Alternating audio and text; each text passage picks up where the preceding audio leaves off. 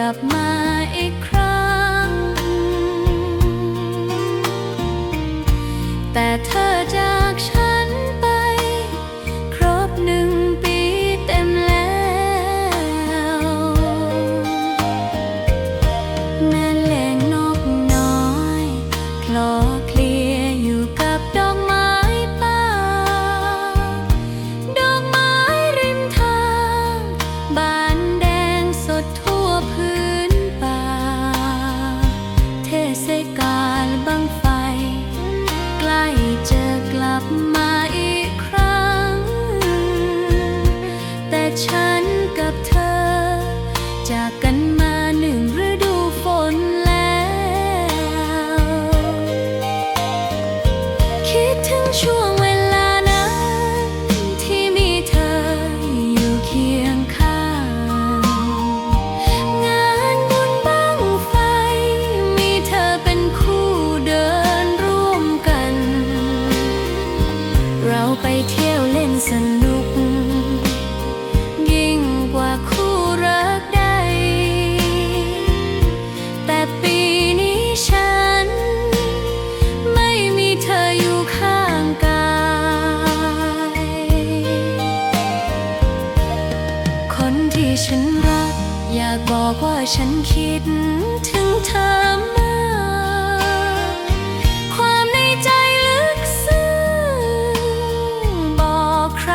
ก็ไม่ได้จึงคิดว่าจะเขียนออกมาเป็นบทเพลงร้องให้เธอรู้หวังว่าเธอจะเข้าใจฉัน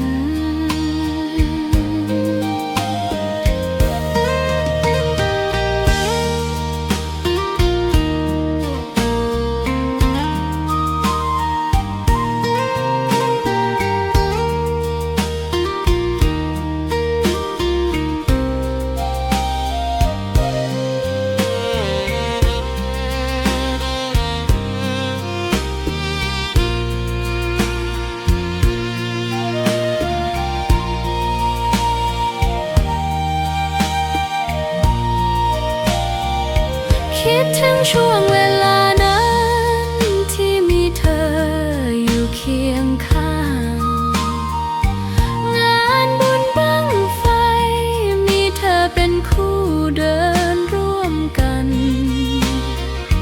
เราไปเที่ยวเล่นสนุกยิ่งกว่าคู่รักใดแต่ปีนี้ฉันไม่มีเธออยู่ข้างกาย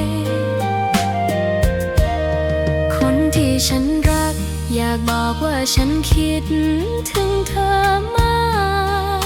กความในใจลึกซึ้งบอกใครก็ไม่ได้จึงคิดว่าจะเขียนออกมาเป็นบทเพลงร้องให้เธอรู้หวังว่าเธอจะเข้าใจฉัน